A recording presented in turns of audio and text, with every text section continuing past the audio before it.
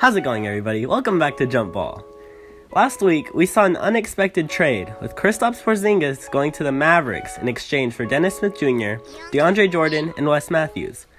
As questionable as this move may seem for the Knicks, we're going to be focusing on the Mavericks in this video. Today, we're going to talk about how the Mavericks can become a potential super team next year. First, let's take a step back and see how the Mavericks got here exactly. In the 2018 draft, the Mavericks traded their 5th overall pick, Trae Young, and a couple of first-rounders in exchange for 3rd overall Luka Doncic, and they haven't looked back since. Luka has shined in his rookie year, and should be an all-star this year, but we'll save that for another video. However, the emergence of Luka has left Dennis Smith Jr. with less opportunities, and he's been in trade talks for some time now.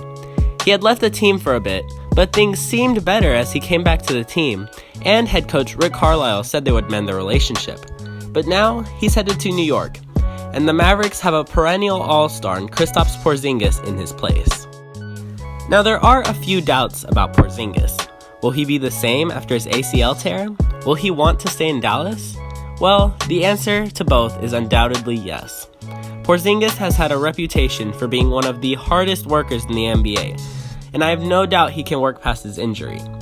And as for Dallas, Porzingis absolutely loves Dirk and Luka, especially since they're European players, just like him. So I could see him staying with the Mavs long term. Luka and Kristaps will be a deadly duo, already being compared to young Steve Nash and Dirk Nowitzki. But could this team get even better? To be fair, the Mavericks have essentially traded away their first-round picks for the next 5 years, so they're going to have to improve through free agency. The Mavericks are projected to have around $30 million in cap space, just enough to potentially get a max player. Historically, the Mavericks haven't been able to get the big fish in free agency, as we saw with Dwight Howard, Deron Williams, and DeAndre Jordan. But there's one thing the Mavericks have now that they haven't had in a long time: a promising young core. 2 stars with the talent of Doncic and Porzingis will be sure to attract some attention from big-name stars. Not to mention their classy organization, well run by Donnie Nelson and Rick Carlisle. Dallas is also a pretty good market, and isn't that all stars like KD and Kyrie are looking for? A big market, a well-run organization, and great teammates? If they want to shoot for the big fish again, they could try and get Kevin Durant. He would fit into their system, and he played for the Texas Longhorns in college. However, the odds of him actually coming to Dallas are still pretty low. I believe the Mavericks could shoot for a defensive big man, like DeMarcus Cousins or even Nikola Vucevic, who is an all-star this season. Boogie Cousins could make them a top team in the stacked West, or even Vucevic would make them a formidable European super team.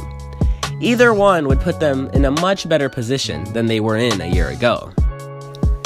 In conclusion, I think the Mavericks made 2 great trades to put them in position for the future. Their future looks very bright, and I can't wait to see what the Mavericks can do next year, both in free agency and when Porzingis is healthy. Let me know who you guys think won this trade, the Mavericks or the Knicks. Thank you guys so much for watching. If you enjoyed the video, please make sure to like and subscribe. More videos like this will be on the way, so stay tuned. See you guys next time.